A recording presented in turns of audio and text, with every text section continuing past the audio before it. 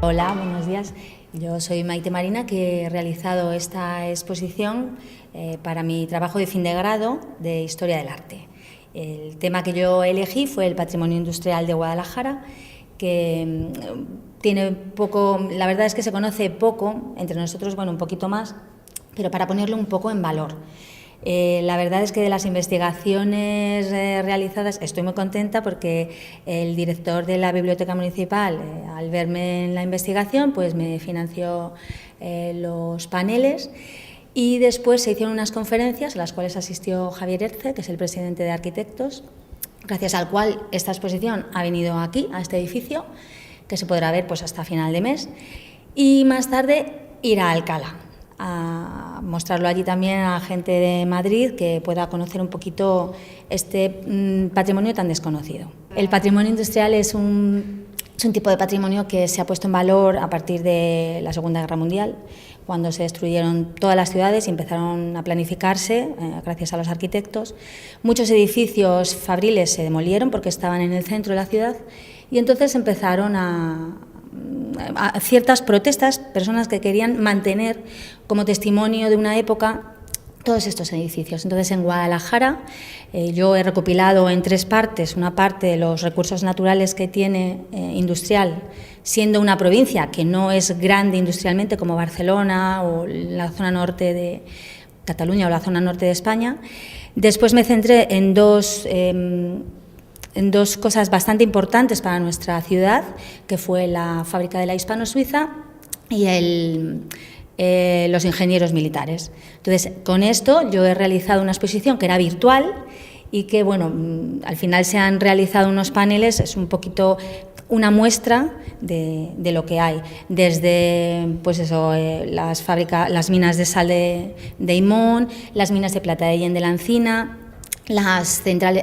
eléctrica de Bolarque, pues pasando por toda la ingeniería militar que desarrolló la industria aerostática, sí, y la industria de los aviones que se realizó en la Hispano-Suiza. Tiene todo que ver un poco, pero hay mucho más, pero yo me he centrado en estos 3 bloques, pues para hacer un repaso así un poco general. ¿Qué pasa con esto? Pues que yo no he investigado exhaustivamente cada uno de ellos. He investigado lo más importante, porque, por ejemplo, tanto Javier como otros compañeros suyos arquitectos tienen estudios de cada uno de todos estos temas que yo he tratado, mucho más amplia. Pero bueno, para muestra vale un botón. Yo creo que con esta exposición la gente que venga a verla se va a hacer una buena idea de lo que tuvimos en Guadalajara, de lo que se ha perdido, de lo que se ha restaurado. Y, por ejemplo, a nivel didáctico, para la gente más joven, pues es muy interesante porque apenas conocen nada de esto. En principio, agradecer a Maite Marina su trabajo de difusión y de maquetación de estos paneles, que son muy interesantes y francamente visuales. Cuando uno manda una foto de esa escafandra, la gente se queda muy sorprendida de que en la historia de este país se conoce muy poco, que es el primer traje espacial que se realiza, uno de los primeros ensayos de traje espacial, y que los orígenes de la investigación están aquí en Guadalajara, no están en Houston ni están en otro sitio. Entonces, nosotros como colegio empezamos a investigar la arquitectura industrial en los años 90. El colegio sacó a concurso unas becas de investigación y algunos de los que en ese momento éramos jóvenes arquitectos, pues al amparo de esas becas desarrollamos trabajos de investigación que se apoyaban mucho en unos inventarios que había hecho el Ministerio de Cultura en el año 79. Y de ahí pues produjimos algunas publicaciones que ahora están ya agotadas, que en algunos casos se han quedado anticuadas, pero que en otros casos han servido de testimonio para haber fotografiado y documentado elementos que por desgracia han desaparecido. Porque en el campo de la arquitectura industrial todavía no hay una unanimidad general en el sentido de vamos a conservar estas cosas. Quiero decir, muchas veces damos mucho valor a edificios que nos parece que tienen una componente histórica nobiliaria o de otra índole, pero no nos damos cuenta que nuestra historia cotidiana es la historia de los hechos cotidianos, de las fábricas, de la mejora de los procesos industriales, de muchas cosas. Entonces, mucha de esa bibliografía todavía sigue siendo, por desgracia, americana. O sea, el cómo van entrando los electrodomésticos en nuestra casa, la luz eléctrica, la televisión o Internet, y qué es lo que nos cambia el día a día a todos. Todo eso tiene su origen en muchos procesos industriales en los que siempre hay un pionero. Y lo que nos sorprendió mucho desde al principio de los años 90 es que Guadalajara, que podría tener un patrimonio humilde, sin embargo tenía unos elementos de enorme importancia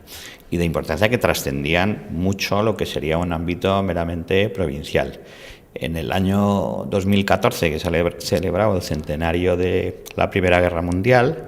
en unos reportajes que publica la BBC, hay una alusión a las fábricas de aviones, de motores de avión que había en Guadalajara, porque la calidad de esos motores de avión que hacía Hispano en Guadalajara supuso un vuelco en el equilibrio de la guerra en el aire en la Primera Guerra Mundial. Entonces, estamos hablando de, digamos, no de las industrias tradicionales, de la transformación del trigo, del aceite, de esas cosas, sino de nada menos que de motores de avión. Y es curioso que un siglo después prácticamente esa memoria se ha perdido, lo que comentaba Maite. Hay mucha gente que viene aquí que no sabe que todavía hay restos de una fábrica que podríamos comparar perfectamente con las fábricas que Ford hacía en Estados Unidos, y que dio lugar, por ejemplo, a que en el año 1928 se interesase Fiat por esta localización y tuviese un plan de implantar aquí pues las primeras cadenas de montaje de automóviles. El problema es que el país no estaba preparado en el año 28 para la fabricación en serie de automóviles, porque no había todavía una demanda establecida. El coche, como veis en esta foto, el vehículo de 4 ruedas era un producto de alto standing, era un producto para la escasa y alta burguesía española. Todavía no se había convertido en un elemento, digamos, de uso popular, de uso de las clases medias. Entonces, bueno, pero es sorprendente que ya a principios de siglo había estas fábricas, la Hispano y luego a Hispano Aircraft. Y en otros ámbitos, por ejemplo, en el tema de la energía eléctrica, Volarque, que además se puede visitar y que tiene un museo que recomiendo a todo el mundo, y una colonia que es digna de ver en el cauce del Tajo, aguas abajo de la presa de Volarque, fue un hito también tecnológico en su momento, porque digamos que una de las grandes aspiraciones de la industria eléctrica era producir la energía en una localización y poder transportarla en alta tensión hasta los lugares de consumo. Entonces, en su momento fue récord la producir energía eléctrica en Volarque y poder suministrar desde allí a la capital de España, a Madrid. De hecho, yo creo que todavía quedan postes, de los primitivos postes eléctricos de esa primera línea, pero en su momento fue un elemento muy, muy singular. Cerca, aunque escapa, digamos, al ámbito de esta exposición, está la central de Zorita, que es la primera central nuclear de España, que está en desmantelamiento, y que el propio desmantelamiento de la central tiene una exposición, porque claro, no todos los días se desmantela una central nuclear, o sea, probablemente su costo es mayor que la propia construcción, y tiene un poblado de trabajadores muy llamativo, lo mismo que en Volarque. El poblado de trabajadores es digno de ver por la calidad, digamos, de esa especie de microciudad que se construyó allí, y que, por contaros una anécdota, tiene unas escuelas donde el chaval o la niña que había tenido una enfermedad que pudiera ser contagiosa escuchaba la clase en un aula ligeramente separada para no contagiar al resto de sus compañeros, pero así no perdía clase. Entonces hay un pequeño cubículo al lado del aula principal que era para niños convalecientes, o sea que pensaban ya en esas cosas en ese momento, y es muy bonito, es muy característico y se puede ver, hay un mapa de España en relieve que se puede accionar, que tiene agua, que ves por dónde van los ríos, o sea, quiero decir que había un aula interactiva ya en 1920 y tantos. Entonces, bueno, se conserva además muy bien, porque a las compañías eléctricas sí que, a diferencia de otras compañías con menos, digamos, vida como empresa, sí han conservado su patrimonio, y yo os invito a que lo visite todo el mundo. Y luego en el resto de la exposición veis elementos como toda la labor que hicieron los ingenieros aquí. No por casualidad, Hispano y los ingenieros coincidieron en Guadalajara aquí, o sea, había una estrecha relación entre las investigaciones de los militares, el tema de la creación de una escafandra, de un primer traje espacial para los vuelos en alta altura de los globos que aquí se ensayaban y que podéis ver en la exposición. Así que la verdad es que hay muchísimas sorpresas que ligan una industria que fue muy puntera en su momento con actividades como las salineras que tenían mayor tradición en el tiempo y que bueno, pues evolucionaron mucho en el momento que el ferrocarril empezó a recorrer la provincia y pudo abaratar el transporte de ciertos productos. Vino, la sal, imaginaros que se transportaba con tracción animal. Entonces imaginaros un vagón donde ya puedes transportar el vino en toneles, protegido de las inclemencias del tiempo y abaratando el tiempo de transporte, pues a lo mejor en una proporción 10:1. Entonces, eso nos cambió la vida cotidiana, eso cambió la vida cotidiana de nuestros antepasados, igual que ahora nos cambia la vida cotidiana pues el acceso ya universal a Internet o muchas otras cosas. Pero lo de ahora sin esto sería muy difícil de imaginar. Que lo mejor que puede hacer la gente es ver la exposición, inspirarse en ella y recorrer cada localización para ver lo que todavía queda de